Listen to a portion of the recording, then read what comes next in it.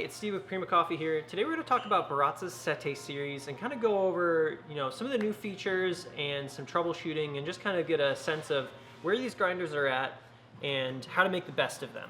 So right here I've got the Sette 270, which is the time-based grinder version. And then I've also got the Sette 270W, which is the weight-based. Now both these grinders perform pretty similarly. They have mostly the same features. The key difference is that the W has a built-in load cell scale mechanism that measures the weight of the grind as it's being ground. Whether it's into the grind spin that comes with it, your portafilter, or even a brewer or dripper that might be stuck on the weighing arms there. So we have had some issues come out with people buying these grinders. It's a brand new product, so there's not always clear ideas of what the grinder is intended for. I think there's been a little bit of concern over the overall grind range and performance and a few other things. So we wanted to make sure that everybody's pretty well informed of where these grinders are at currently, and kind of where, wanted to give you guys a sense of where the grinders are going in the future as far as we know. So let's take a look first at the Sette, just the 270. One of the chief concerns that we've seen is for overall grind range. Now, when we first got a pre-production Sette, we were able to get the grind range at the coarsest end over at this 31 here. Grinding at that would actually give us a pretty decent 500 gram or 500 milliliter Chemex brew. There weren't a whole lot of fines. There was pretty good cup quality for being a home grinder, and we would have compared it pretty favorably to like the Baratza Preciso before it. So we felt they were pretty similar at the time. However, since then, that was about 6 months ago, we have seen reports and findings from other users, and especially since the actual retail production grinder has come out, people aren't really finding that's the case anymore. So we've basically adjusted our recommendation to say, for some coffees, you can get a smaller Chemex brew, like a 300 to 500. For some coffees, there's just going to be too many fines produced with the stock burrs that come with the grinder. So we generally recommend it for espresso, where it really excels, to maybe smaller cup V60s, AeroPress brews, even a Kalita Wave 185 is going to be okay. But once you get into Chemex territory with those coarser, medium coarse grinds, you do start to see a few more fines showing up in the brew, which can stall your brew times, cause a little bit of over extraction, and kind of throw off your flavor. So, you could push into that territory again, depending on what kind of coffees you're using. But for the most part, we do recommend it as more of a fine range grinder, and that goes for the W as well. One of the other things that we've seen is some complaints about binding up. In terms of grinding fine, the grinder might get a little clogged. Again, this seems to be fairly coffee dependent. Some coffees tend to clump up a little bit more when they're ground fine. So if you look here, this is the actual Burr Carrier for the Settes. It has these little veins down at the bottom that support the inner column where the burr is actually mounted. So coffee can kind of clump up around those and needs to be swept out on occasion. So we do recommend, if you're grinding for espresso, pop this guy out a couple times a week if you need to, especially if you are seeing some clogging or clumping. Pop it out, get a toothpick in there or a brush, brush it out, make sure it's nice and clear, and then get it back in. And obviously, periodic grinder maintenance is important for pretty much any grinder, but for espresso especially, you don't want that old stale coffee getting stuck there and messing up the flavor of your shots anyway. So definitely pop this guy out. It's really easy to just twist this all the way over to the coarse side, pull it out, give it a brush, and you're all set. Now, another thing in terms of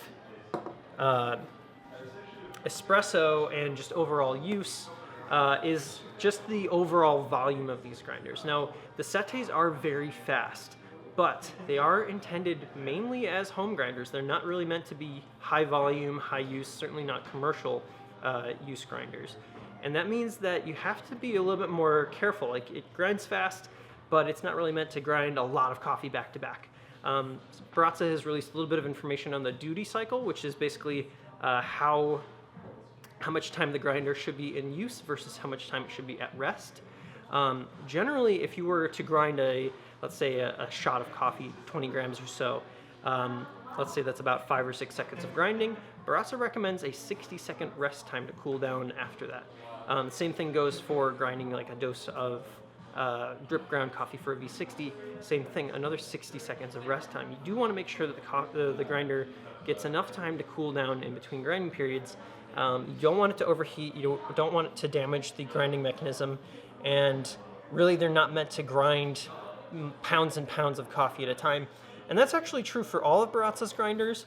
But because this is a new product, I think we're seeing a little bit more attention on what happens if a grinder overheats with a Sette. So really, you don't want to grind multiple pounds of coffee. I think Baratza recommends about 2 pounds maximum per day. But really, normal use should be just a few periodic grinds through the day with plenty of rest time in between. You do want to make sure that they have lots of time to cool down and rest, just to protect the internals of the grinder and make sure it's got a nice long life. Now to move over to the W, there are some specific issues that we've seen coming up with the weighing mechanism that Baratza's actually been very good about addressing so far. Now, you might find that you need to troubleshoot a little bit depending on how you're using it. So for example, because the load cell is in here behind the forks, if you have a portafilter which is a little unsteady on the forks, let's say it wobbles or just isn't very well calibrated, you get too much kind of play around, that will actually throw off the load sensor as it's actively grinding. You do want to make sure that you calibrate these forks so you have a nice and sturdy portafilter rest here. If there's any problems with wobbling, now with the new pads, you can actually rotate them up slightly to get a little bit more support underneath. However, you do want to make sure that that middle fork is adjusted properly for the height of your portafilter. That's very important, again, because it's going to assure that you get the consistency of your dose that you're actually looking for. And again, that wobble is not going to help anything by any means. It's going to throw off the sensor and cause your doses to kind of go all over the place. Another thing that has actually come up that Baratza has already started fixing is the feet on the bottom of the grinder. They need to be pushed in all the way, and they need to be pretty level with each other. So originally Baratza was recommending that you put a little bit of water on the feet and push them in so they have a little bit of lubrication. They go all the way into their slots. However, you'll actually notice, I'm not going to pick this grinder up, but you'll actually notice that there are small metal shims on some of the newer ones. It seems that Baratza is trying to make sure that all the feet are level when they leave the factory, so you don't have any wobble on the base of the grinder, which will again throw off the consistency of your dosing. So if you run into any problems with consistency, again, make sure that the portafilter rest, if you're grinding into a portafilter, is nice and snug with not too much play on the portafilter. Of course, you'll need to be able to push it, to insert and remove the portafilter for grinding, but you do want it to be nice and snug. And then also make sure that the feet are nice and level, that it's on a nice sturdy surface. We actually saw some problems when we were testing it in our office on a stainless steel table. The stainless steel table surface was a little wobbly, so as it was grinding, it was vibrating and throwing off the load cell. So you just want to make sure that it's nice and sturdy so you can get great consistent dosing. Now, one of the other issues that we've seen is in terms of what's called the offset. When you grind for espresso with the W versus grinding for a coarser setting, the grinder is basically saying, okay, here's how much coffee I am weighing. Like here's the mass on the load cell right now. But I also have to sort of predict when to stop. So that's where the offset comes into play. That's basically a number that tells the grinder when to predict to stop grinding. So you can actually change this and probably should change it based on whether you're grinding for espresso or drip coffee, and it's really, really easy to change.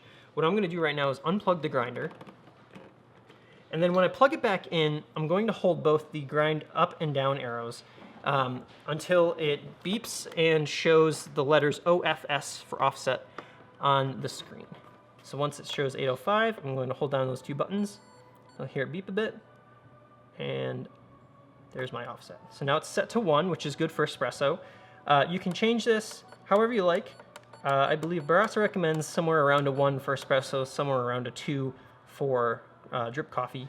And then you can just hit the play button. The grinder will reset itself, save that offset setting, and you're good to go. So if you find that your espresso doses are consistently a little bit off, you might want to change that offset number to be a little bit lower and kind of hone in on your desired dose setting.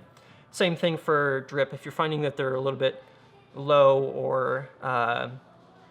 or perhaps the grinder is just stopping too early, set that offset a little bit higher and see if that doesn't help. Now, of course, any issues that you have with this grinder, you can feel free to contact Prima Coffee. We'll be absolutely happy to help you try and troubleshoot. And if you do have any warranty issues or mechanical failures or anything like that, Baratza is very, very open to taking your questions and eager to help you get the best out of your Baratza Sette. Thanks so much for watching.